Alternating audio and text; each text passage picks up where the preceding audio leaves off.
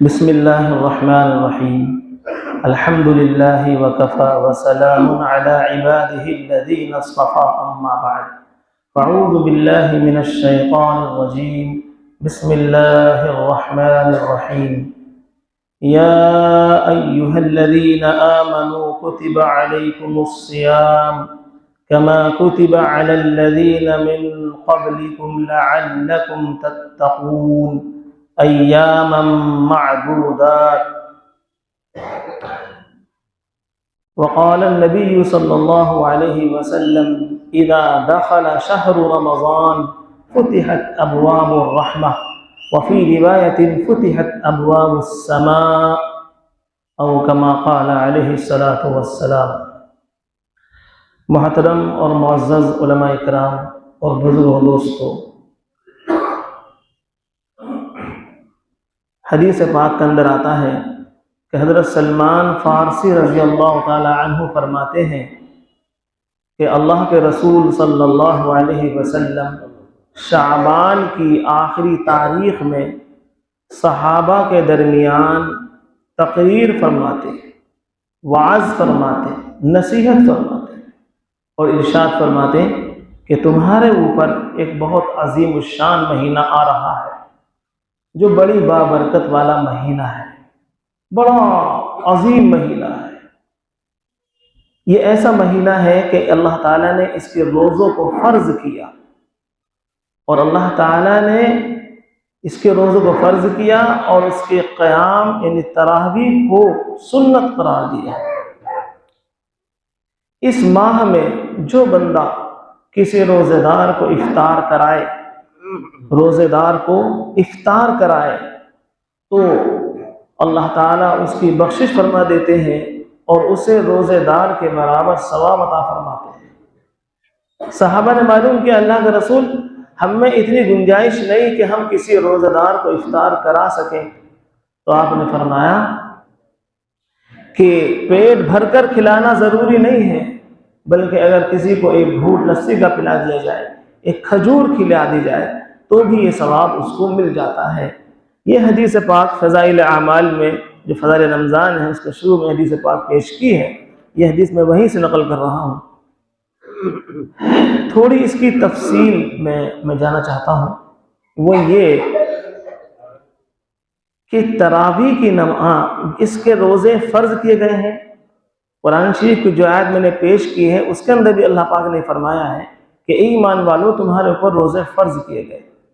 تو جب روزے فرض کر دیے گئے اور ایک ماہ کے روزے فرض کیے گئے ہیں تو ہم سب مسلمانوں کی ذمہ داری ہے کہ ہم جتنے بھی بالغ مرد ہیں یا بالغ عورتیں ہیں، لڑکیاں ہیں، ان سب کو ہم روزہ رکھنے کی ترغیب دیں اور انہیں حکماً یہ ان سے کہیں کہ آپ سب روزہ رکھیں۔ روزہ نہ رکھنے کی کوئی گنجائش نہیں ہے، الا یہ کہ کوئی مریض ہو، کوئی بیمار ہو، وہ الگ بات ہے، لیکن اگر تندرست ہے اور عقل مند ہے تو اس پر روزہ فرض کیا گیا ہے۔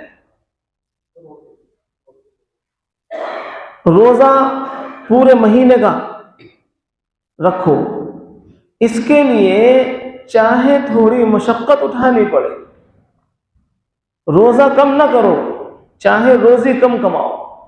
شیطان ہمیں ترغیب دیتا ہے اور ہمیں ڈراتا ہے کہ دیکھو اگر روزی کم کماؤ گے تو کیسے گزارا ہوگا، روزہ کم کر لو، جمعے کا روزہ رکھ لو، بس۔ یہ شیطان نے بہت اچھی ترغیب ہمیں دی ہے، بہت اچھا شوق دلایا ہے۔ اب مسلمان جمعے کا روزہ رکھ لیتے ہیں اور باقی دنوں کے روزے چھوڑ دیتے ہیں، ہرگز جائز نہیں ہے۔ روزے پورے رکھو، چاہے روزی کم کما لو۔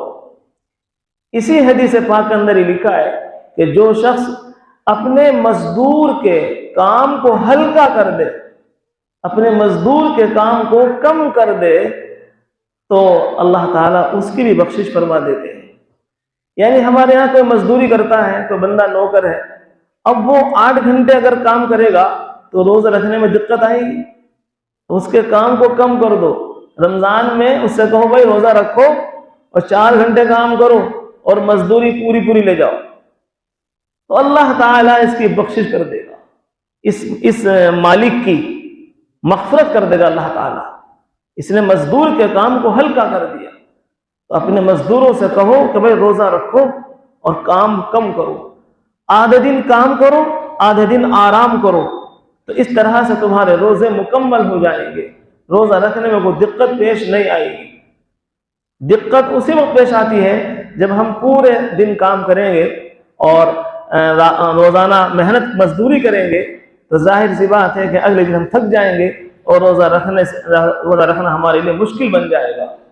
اس لیے ہم اس کا ارادہ کریں گے کہ انشاءاللہ ہم اپنے مزدور کے کام کو ہلکا کریں گے اور خود بھی ہم کام کم کریں گے، آدھے دن کام کریں گے اور آدھے دن آرام کریں گے اور پورے مہینے کے روزے ہم رکھیں گے انشاءاللہ تعالی۔ اچھا، یہ جو روزے رکھیں، آخر روزے کون رکھے گا؟ ہم مسلمان ہی تو رکھیں گے، ہمارے علاوہ کون ہے جو روزہ رکھے گا؟ یہ حکم ہمیں تو ملا ہے، اور اسلام کی بنیاد 5 چیزوں پر ہے، ان میں سے ایک روزہ ہے۔ اور یہ رمضان کا مہینہ سال بھر میں ایک مرتبہ آتا ہے۔ اگر یہ مہینہ ہم نے بے روزے داری میں گزار دیا، روزہ نہ رکھ کر گزار دیا، تو پھر حدیث پاک کے اندر آتا ہے کہ وہ آدمی ضرور ہلاک ہو کے رہے گا، ضرور تباہ اور برباد ہو کے رہے گا، کہ جس نے رمضان کا مہینہ پایا اور اس نے اپنی مغفرت نہ کرا لی ہو، اس نے اپنی بخشش نہ کرا لی ہو، وہ آدمی تباہ ہو جائے گا، برباد ہو جائے گا۔ حضرت جبرائیل نے بددعا فرمائی اور اللہ کے نبی نے اس پر آمین فرمائی، تو اب یہ بددعا بالکل پکی ہو گئی، وہ ہلاک ہو کے رہے گا، یا دنیا میں ہلاک ہو جائے یا آخرت میں ہلاک ہو کے رہے گا۔ اس لیے ہم اس بددعا سے بچیں اور پورے رمضان انشاءاللہ روزے رکھنے والے بنیں۔ اسی طرح سے روزہ رکھنے میں اگر مشقت پیش آئے، دشواری پیش آئے، تو اس وقت میں ہم سبحان اللہ والحمدللہ کثرت سے پڑھیں تو روزہ رکھنا آسان ہو جائے گا۔ ایک حدیث پاک کے اندر آتا ہے کہ اللہ کے رسول صلی اللہ علیہ وسلم نے ارشاد فرمایا کہ فرشتے مومنوں کو وہ چیز کافی ہو جائے گی جو فرشتوں کو کافی ہو جاتی ہے، یعنی فرشتے سبحان اللہ والحمدللہ پڑھ کر اپنی غذا حاصل کر لیتے ہیں۔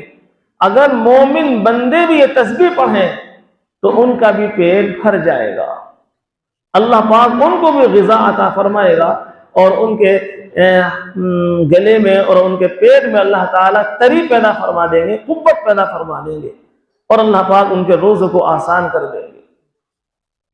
روزے کی حالت میں اگر الٹی آ جائے اور منہ بھر کر آ جائے اور خود بخود آ جائے تو اس سے روزہ نہیں ٹوٹتا، چاہے کتنی بار آئے۔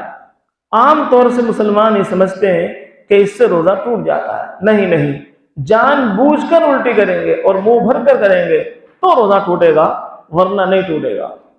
البتہ خود بخود الٹی آنے سے منہ بھر کر اس سے وضو ٹوٹ جاتا ہے، لیکن روزہ نہیں ٹوٹتا۔ روزہ پکا ہوتا ہے اور وضو کچا ہوتا ہے۔ روزہ بڑا مضبوط ہوتا ہے، جلدی ٹوٹتا ٹھاکتا نہیں ہے، لیکن لوگ سوچتے ہیں وہ ٹوٹ جاتا ہے معمولی والی باتوں پر۔ خون نکلنے سے وضو ٹوٹ جاتا ہے، روزہ نہیں ٹوٹنے کا۔ دیکھیے اتنا پکا روزہ ہوتا ہے، اس لیے روزہ کی ہم قضا نہ کریں، روزہ رکھیں۔ اسی طرح سے روزے کی حالت میں اگر انجیکشن یا گلوکوز کی بوتل لگوانے کی ضرورت پیش آئے تو اس کی بھی اجازت ہے، جائز ہے، اس سے بھی روزہ ٹوٹتا نہیں ہے، نہ روزہ مکروہ ہوتا ہے۔ تمام اکابر علماء دارالعلوم دیوبند کا فتویٰ ہے کہ جائز ہے اور درست ہے۔ اس پر دارالعلوم نے بار بار فتوے لکھے ہیں، لیکن ہم تک نہیں پہنچے، یہ الگ بات ہے، لیکن بہرحال یہ اس کا لگانا بالکل جائز ہے اور درست ہے۔